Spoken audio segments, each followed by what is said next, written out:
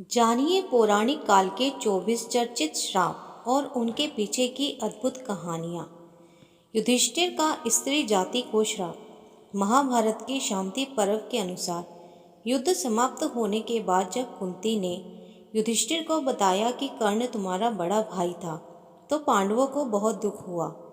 तब युधिष्ठिर ने विधि विधान पूर्वक कर्ण का भी अंतिम संस्कार किया। माता कुंती ने जब पांडवों को कर्ण के जन्म का रहस्य बताया, तो शोक में आकर युधिष्ठिर ने संपूर्ण स्त्री जाति को श्राप दे दिया कि आज से कोई भी स्त्री गुप्त बात छिपाकर नहीं रख सकेगी। ऋषि किंदम का राजा पांडु को श्राप। महाभारत के अनुसार एक बार राजा पांडु शिकार खेलने वन में गए। उन्होंने वहाँ हिरण के जोड़े को मैथुन करते देखा और उन पर बाण चला दिया। वास्तव में वो हिरण व हिरणी ऋषि किंदम व उनकी पत्नी थी। तब ऋषि किंदम ने राजा पांडु को श्राप दिया कि जब भी आप किसी स्त्री से मिलन करेंगे, उसी समय आपकी मृत्यु हो जाएगी। इसी श्राप के चलते जब राजा पांडु अपनी पत्नी मांद्री के साथ मिलन कर रहे थे, उसी समय उनकी मृत्यु हो गई। तीसरा, मांडव्य ऋषि का यमराज को श्राप। महाभारत के अनुसार मांडव नाम के एक ऋषि थे। राजा ने भूलवश उन्हें चोरी का दोषी मानकर सूली पर चढ़ाने की सजा दी। सूली पर कुछ दिनों तक चढ़े रहने के बाद भी जब उनके प्राण नहीं निकले, तो राजा को अपनी गलती का एहसास हुआ और उन्होंने ऋषि मांडव्य से क्षमा मांगकर उन्हें छोड़ दिया। तब ऋषि यमराज के पास पहुँचे और उनसे पूछा कि मैंने अपने जीवन में ऐसा कौन सा अपराध किया था कि मुझे इस प्रकार झूठे आरोप की सज़ा मिली। तब यमराज ने बताया कि जब आप 12 वर्ष के थे, तब आपने एक फतिंगे की पूंछ में सीख चुभाई थी। उसी के फलस्वरूप आपको यह कष्ट सहना पड़ा। तब ऋषि मांडव्य ने यमराज से कहा कि 12 वर्ष की उम्र में किसी को भी धर्म अधर्म का ज्ञान नहीं होता। तुमने छोटे अपराध का बड़ा दंड दिया है, इसलिए मैं तुम्हें श्राप देता हूँ कि तुम्हें शूद्र योनि में एक दासी पुत्र के रूप में जन्म लेना पड़ेगा। ऋषि मांडव्य के इस श्राप के कारण यमराज ने महात्मा विदुर के रूप में जन्म लिया। चौथा, नंदी का रावण को श्राप। वाल्मीकि रामायण के अनुसार एक बार रावण भगवान शंकर से मिलने कैलाश गया। वहाँ उसे नंदी जी को देखकर उनके स्वरूप की हंसी उड़ाई और उन्हें बंदर के समान मुख वाला कहा। तब नंदी जी ने रावण को श्राप दिया कि बंदरों के कारण ही तेरा सर्वनाश होगा। पांचवा, कद्रु का अपने पुत्रों को श्राप। महाभारत के अनुसार ऋषि कश्यप की कद्रु व विंता नाम की 2 पत्नियां थीं। कद्रु सांपों की माता थी व विंता गरुड़ की। एक बार कद्रु व विंता ने एक सफ़ेद रंग का घोड़ा देखा और शर्त लगाई। विंता ने कहा कि यह घोड़ा पूरी तरह सफ़ेद है और कद्रु ने कहा कि घोड़ा तो सफ़ेद है, लेकिन इसकी पूंछ काली है। कद्रु ने अपनी बात को सही साबित करने के लिए अपने सर्प पुत्रों से कहा कि तुम सूक्ष्म रूप में जाकर घोड़े की पूंछ से चिपक जाओ, जिससे उसकी पूंछ काली दिखाई दे और मैं शर्त जीत जाऊं। कुछ सर्पों ने कद्रु की बात नहीं मानी। तब कद्रु ने अपने उन पुत्रों को श्राप दिया कि तुम सभी जन्मजय के सर्प यज्ञ में भस्म हो जाओगे। उर्वशी का अर्जुन को श्राप। महाभारत के युद्ध से पहले जब अर्जुन दिव्यास्त्र प्राप्त करने गए थे, तो वहाँ उर्वशी नाम की अप्सरा उन पर मोहित हो गई।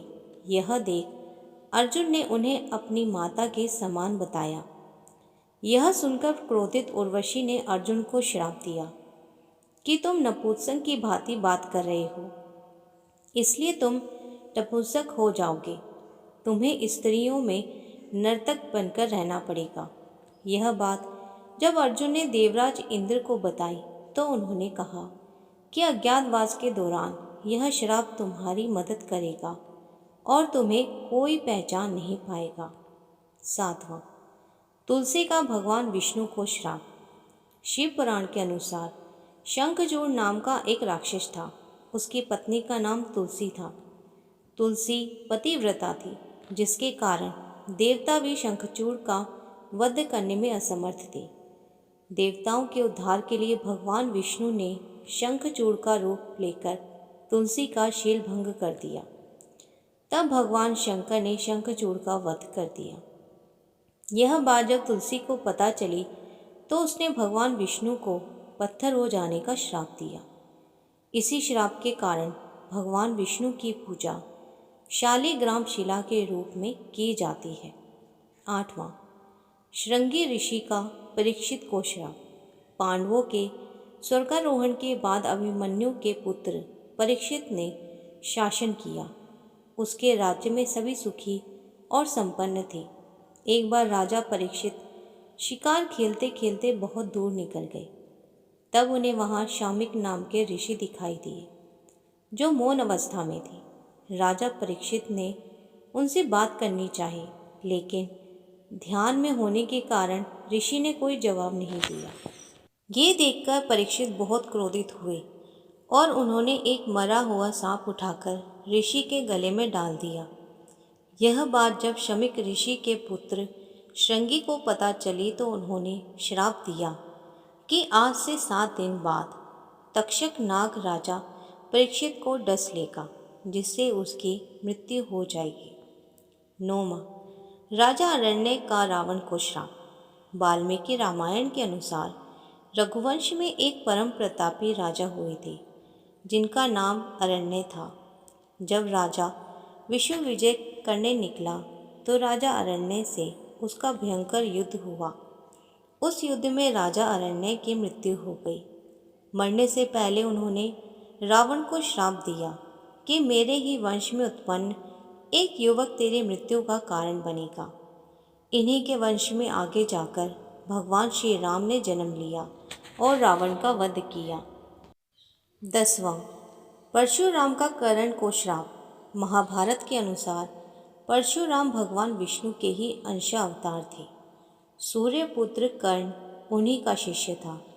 कर्ण ने परशुराम को अपना परिचय एक ब्राह्मण के रूप में दिया था। एक बार जब परशुराम कर्ण की गोद में सिर रखकर सो रहे थे, उसी समय कर्ण को एक भयंकर कीड़े ने काट लिया। गुरु की नींद में विघ्न न आए, ये सोचकर कर्ण दर्द सहते रहे, लेकिन उन्होंने परशुराम को नींद से नहीं उठाया।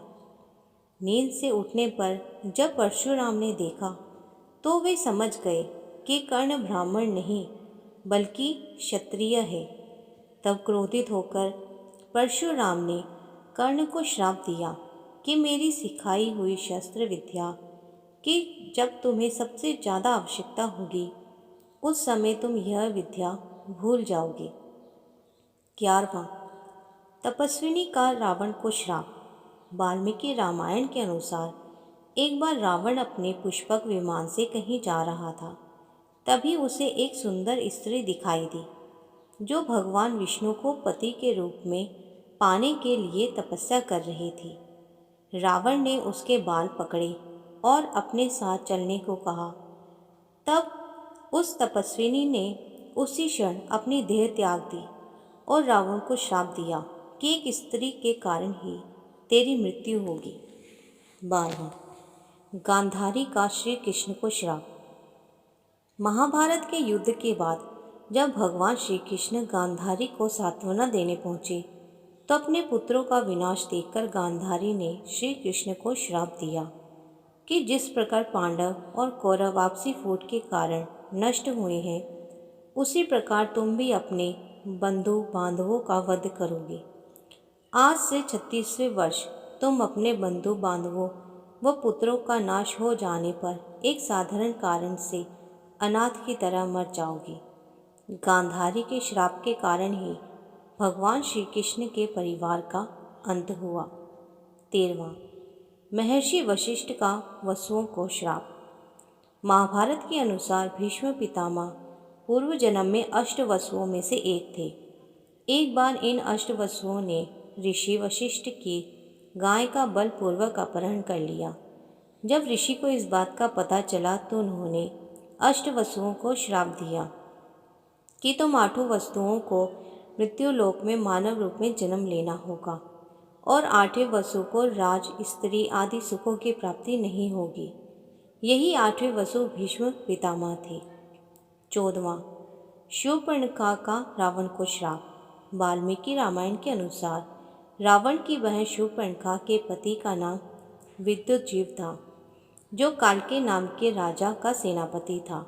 रावण जब विश्व युद्ध पर निकला तो काल्के से उसका युद्ध हुआ। उस युद्ध में रावण ने विद्युजीव का वध कर दिया। तब शूर्पणखा ने मन ही मन रावण को श्राप दिया कि मेरे ही कारण तेरा सर्वनाश होगा। 15वां ऋषियों का सांब को श्राप। महाभारत के मौसल पर्व के अनुसार एक बार महर्षि विश्वामित्र, कण्व आदि ऋषि द्वारका गए। तब उन ऋषियों का परिहास करने के उद्देश्य से सारण आदि वीर कृष्ण पुत्र सांब को स्त्री वेश में उनके पास ले आए और पूछा कि स्त्री के गर्भ में क्या उत्पन्न होगा। क्रोधित होकर ऋषियों ने श्राप दिया कि श्री कृष्ण का ये पुत्र वृष्णि और अंधक वंशी पुरुषों का नाश करने के लिए लोहे का एक भयंकर मूसल उत्पन्न करेगा, जिसके द्वारा समस्त यादव कुल का नाश हो जाएगा। 16वां दक्ष का चंद्रमा को श्राप। शिव पुराण के अनुसार प्रजापति दक्ष ने अपनी 27 पुत्रियों का विवाह चंद्रमा से करवाया था। उन सभी पत्नियों में रोहिणी नाम की पत्नी चंद्रमा को सबसे अधिक प्रिय थी। यह बात जब अन्य पत्नियों को अच्छी नहीं लगती थी। ये बात उन्होंने अपने पिता दक्ष को बताई तो वे बहुत क्रोधित हुए और चंद्रमा को सभी के प्रति समान भाव रखने को कहा, लेकिन चंद्रमा नहीं माने। तब क्रोधित होकर दक्ष ने चंद्रमा को क्षय रोग होने का श्राप दिया। 17 माया का रावण को श्राप। रावण ने अपनी पत्नी की बड़ी बहन माया के साथ भी छल किया था। माया के पति वैजयंतपुर के शंबर राजा थे। एक दिन रावण शंबर के यहाँ गया। वहाँ रावण ने माया को अपनी बातों में फंसा लिया। इस बात का पता लगते ही शंबर ने रावण को बंदी बना लिया। उसी समय शंबर पर राजा दशरथ ने आक्रमण कर दिया। इस युद्ध में शंबर की मृत्यु हो गई। जब माया सती होने लगी तो रावण ने उसे अपने साथ चलने को कहा। तब माया ने कहा कि तुमने वासना युक्त होकर मेरा सतीत्व भंग करने का प्रयास किया, इसलिए मेरे पति की मृत्यु हो गई, अतः तुम्हारी मृत्यु भी इसी कारण होगी। 18वां शुक्राचार्य का राजा यताति को श्राप। महाभारत के एक प्रसंग के अनुसार राजा यताति का विवाह शुक्राचार्य की पुत्री देवयानी के साथ हुआ था। देवयानी की शर्मिष्ठा नाम की एक दासी थी। एक बार जब यताति और देवयानी बगीचे में घूम रहे थे, तब उसे पता चला कि शर्मिष्ठा के पुत्रों के पिता भी राजा यताति ही हैं। तो वह क्रोधित होकर अपने पिता शुक्राचार्य के पास चली गई और उन्हें पूरी बात बता दी। तब दैत्य गुरु शुक्राचार्य ने यताति को बूढ़े होने का श्राप दे दिया था। 19वां ब्राह्मण दंपत्ति का राजा दशरथ को श्राप। वाल्मीकि रामायण के अनुसार एक बार जब राजा दशरथ शिकार करने वन में गए तो गलती से उन्होंने एक ब्राह्मण पुत्र का वध कर दिया। उस ब्राह्मण पुत्र के माता पिता अंधे थे। जब उन्हें अपने पुत्र की मृत्यु का समाचार मिला तो उन्होंने राजा दशरथ को श्राप दिया कि जिस प्रकार हम पुत्र वियोग में अपने प्राणों का त्याग कर रहे हैं, उसी प्रकार तुम्हारी मृत्यु भी पुत्र वियोग के कारण ही होगी। 20वां नंदी का ब्राह्मण कुल को श्राप। शिव पुराण के अनुसार एक बार जब सभी ऋषिगण, देवता, प्रजापति, महात्मा आदि प्रयाग में एकत्रित हुए तो वहाँ दक्ष प्रजापति ने भगवान शंकर का तिरस्कार किया। यह देखकर बहुत से ऋषियों ने भी दक्ष का साथ दिया। तब नंदी ने श्राप दिया कि दुष्ट ब्राह्मण स्वर्ग को ही सबसे श्रेष्ठ मानेंगे तथा क्रोध, मोह, लोभ से युक्त हो निर्लज ब्राह्मण बने रहेंगे। शूद्रों का यज्ञ करवाने वाले वह दरिद्र होंगे। 21वां नल कुबेर का रावण को श्राप। वाल्मीकि रामायण के अनुसार विश्व विजय करने के लिए जब रावण स्वर्ग लोक पहुंचा तो उसे वहां रंभा नाम की अप्सरा दिखाई दी। अपनी वासना पूरी करने के लिए रावण ने उसे पकड़ लिया। तब उस अप्सरा ने कहा कि आप मुझे इस तरह से स्पर्श न करें। मैं आपके बड़े भाई कुबेर के बेटे नल कुबेर के लिए आरक्षित हूँ, इसलिए मैं आपकी पुत्र वधू के समान हूँ। लेकिन रावण ने उसकी बात नहीं मानी और रंभा से दुराचार किया। यह बात जब नल कुबेर को पता चली तो उसने रावण को श्राप दिया कि आज के बाद रावण बिना किसी स्त्री की इच्छा के उसको स्पर्श करेगा तो उसका मस्तक 100 टुकड़ों में बट जाएगा।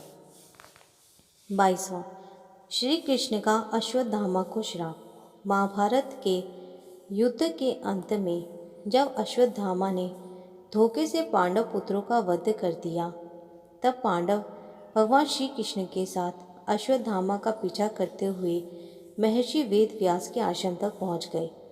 तब अश्वत्थामा ने पांडवों पर ब्रह्मास्त्र का वार किया। ये देख अर्जुन ने भी अपना ब्रह्मास्त्र छोड़ा। महर्षि व्यास ने दोनों अस्त्रों को टकराने से रोक लिया और अश्वत्थामा और अर्जुन से अपने अपने ब्रह्मास्त्र वापस लेने को कहा। तब अर्जुन ने अपना ब्रह्मास्त्र वापस ले लिया, लेकिन अश्वत्थामा ने अपने अस्त्र की दिशा बदलकर अभिमन्यु की पत्नी उत्तरा के गर्भ की ओर कर दी। यह देख भगवान श्री कृष्ण ने परीक्षित की रक्षा कर दंड स्वरूप अश्वत्थामा के माथे पर लगी मणि निकालकर उन्हें तेजहीन कर दिया और युगों युगों तक भटकते रहने का श्राप दिया। 23वां तुलसी का श्री गणेश को श्राप। ब्रह्म वैवर्त पुराण के अनुसार एक बार तुलसी देवी गंगा तट से गुजर रही थी। उस समय वहाँ श्री गणेश तप कर रहे थे।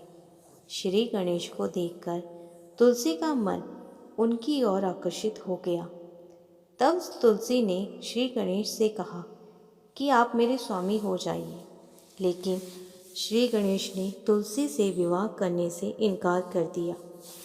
क्रोधवश तुलसी ने श्री गणेश को विवाह करने का श्राप दे दिया और श्री गणेश ने तुलसी को वृक्ष बनने का। 24वां नारद का भगवान विष्णु को श्राप। शिव पुराण के अनुसार एक बार देव ऋषि नारद एक युवती पर मोहित हो गए। उस कन्या के स्वयंवर में वे भगवान विष्णु के रूप में पहुँचे, लेकिन भगवान की माया से उनका मुंह वानर के समान हो गया। भगवान विष्णु भी स्वयंवर में पहुँचे। उन्हें देखकर उस युवती ने भगवान का वरण कर लिया। ये देखकर नारद मुनि बहुत क्रोधित हुए और उन्होंने भगवान विष्णु को श्राप दिया कि जिस प्रकार तुमने मुझे स्त्री के लिए व्याकुल किया है, उसी प्रकार तुम भी स्त्री विरह का दुख भोगोगे। भगवान विष्णु ने राम अवतार में नारद मुनि के इस श्राप को पूरा किया।